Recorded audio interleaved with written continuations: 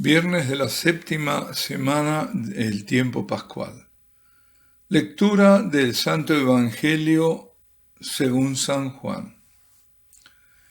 Habiéndose aparecido Jesús a sus discípulos, después de comer, le dice a Simón Pedro: Simón, hijo de Juan, ¿me amas más que estos?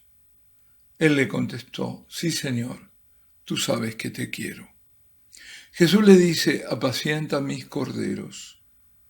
Por segunda vez le pregunta: Simón, hijo de Juan, ¿me amas? Él le contesta: Sí, Señor, tú sabes que te quiero. Él le dice: pastorea mis ovejas. Por tercera vez le pregunta: Simón, hijo de Juan, ¿me quieres? Se entristeció Pedro de que le preguntara por tercera vez: ¿me quieres? Y le contestó: Señor, tú conoces todo, tú sabes que te quiero. Jesús le dice: apacienta mis ovejas. En verdad te digo, cuando eras joven, tú mismo te ceñías e ibas a donde querías. Pero cuando seas viejo, extenderás las manos, otro te ceñirá y te llevará a donde no quieras. Esto dijo aludiendo a la muerte con que iba a dar gloria a Dios.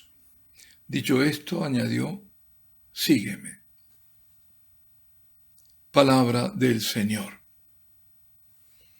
En Cesarea de Filipo, Jesús le había dicho a Simón, hijo de Jonás o de Juan, como respuesta a la revelación del discípulo, que él, Jesús, era el Mesías: y yo te digo, tú eres Pedro, Cefa, piedra, y sobre esta piedra edificaré mi iglesia, y las puertas del infierno no prevalecerán contra ella. Y te daré las llaves del reino de los cielos.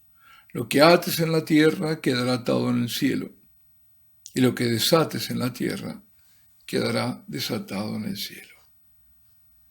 Era una profecía referida al presente: tú eres Pedro, y al futuro: tú serás el fundamento de mi iglesia, y el infierno no podrá con ella. A ti te daré las llaves del reino con el poder espiritual de atar y desatar. Bueno, ahora es el mismo Señor, pero resucitado luego de su pasión y muerte, que yendo al encuentro de sus discípulos, confirmará a Pedro. Es la tercera vez que se les aparece. Esta a la orilla del mar de Tiberíades o de Genesaret o mar de Galilea, siempre lo mismo. Y confirmará el primado que antes le había prometido a Pedro. Recordemos el ambiente y las circunstancias, que está en los versículos antes al Evangelio recién proclamado. Los discípulos habían ido con la barca de Pedro a pescar, pero había pasado toda la noche y no pescaron nada. Ya al amanecer, estando Jesús en la ribera, la orilla distaba a unos 200 codos de la barca, o sea, algo menos de 100 metros, y a quien no habían ellos reconocido, les indica arrojar las redes a la derecha de la barca. Las redes se llenan de peces y no se rompen. En todo el episodio hay una interpretación espiritual. Pedro está en la barca con los demás discípulos. Es Pedro, suprema autoridad, junto a los apóstoles en la barca, que es la iglesia. El mar es el mundo y las redes, la acción evangelizadora. Las redes, pese a la gran pesca, no se rompen. Es la unidad de la iglesia que le permite alcanzar logros sobrehumanos en razón de la gracia sobrenatural que detenta, de hecho.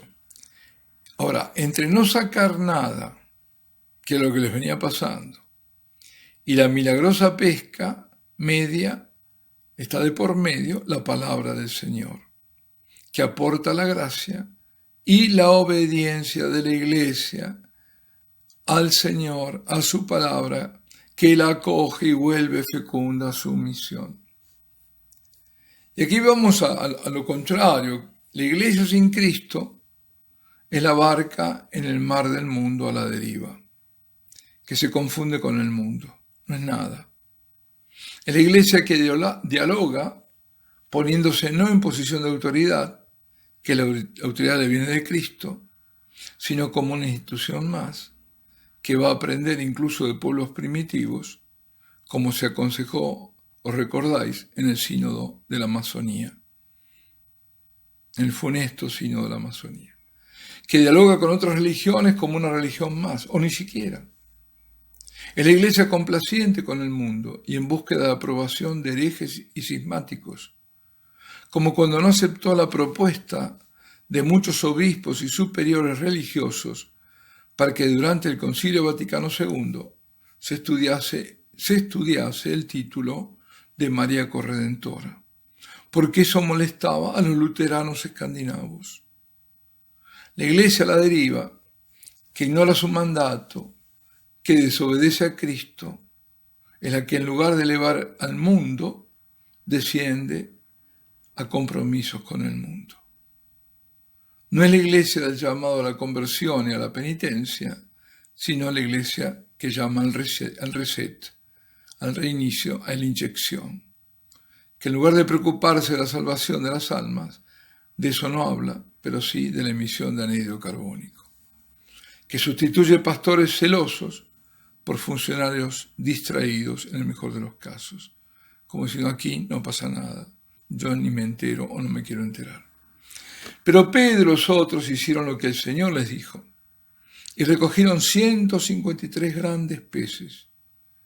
Concluida la labor, comieron y después de comer, Jesús le pregunta por 3 veces a Pedro si lo quiere. En realidad aquí debemos apelar a los entendidos, porque el verbo que usa el Señor no es siempre el mismo y los matices son importantes. Ante todo, muchos interpretan que el Señor busca sanar la gran herida de Pedro cuando durante su pasión 3 veces lo negó. Lo había negado, según San Marcos, que recogió los hechos del mismo Pedro, 3 veces antes que el canto hubiera cantado por segunda vez. Antes que el gallo, dije el canto. Antes que el gallo hubiera cantado por segunda vez. Es el matiz que da San Marcos. Y seguro fue así porque venía de San Pedro. Pues ahora Jesús le pide a Pedro la triple confesión de amor y le confirma que pese a su caída tiene el primado que antes le había prometido. El Señor por 3 veces le pregunta y usa 2 veces el verbo amar. Agapasme, me amas, agapasme. Y Pedro contesta siempre con otro verbo, te quiero, phileis te, se, phileis se. Agapas me amas. Y él le dice, phileis se, te quiero. La tercera vez Jesús, como descendiendo en la escala, no le pregunta si lo ama, agapas, sino si lo quiere, phileis. Lo que ahora digo puede ser una mera conjetura mía.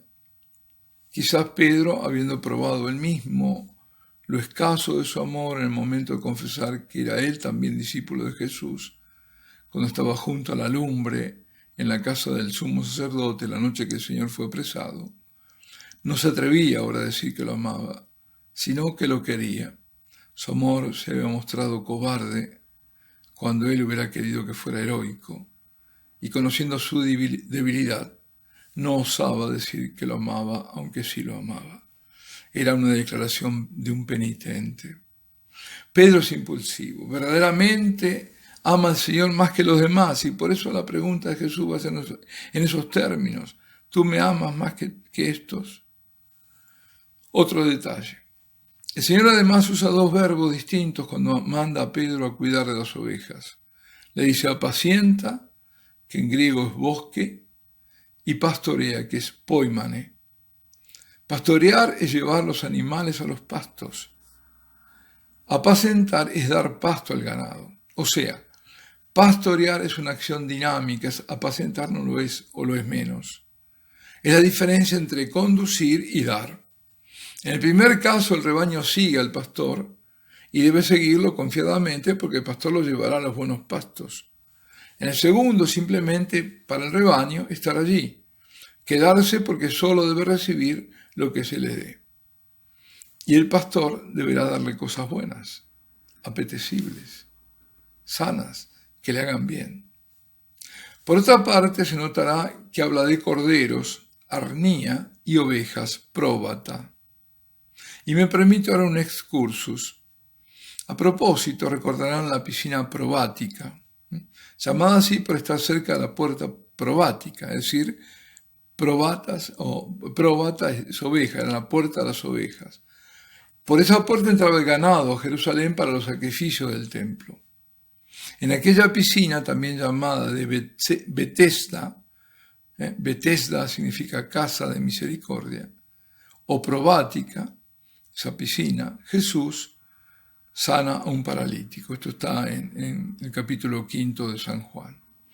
Allí, pero ¿a qué voy? No voy a esto, a recordar de probática, sí, me trajo a la memoria que allí yo estuve caminando por ahí, está cerca la casa de Santa Ana, donde una tradición bizantina dice que vivieron Ana y Joaquín, y que en aquella casa nació la Virgen, antes de ellos trasladarse a Galilea, en Jerusalén.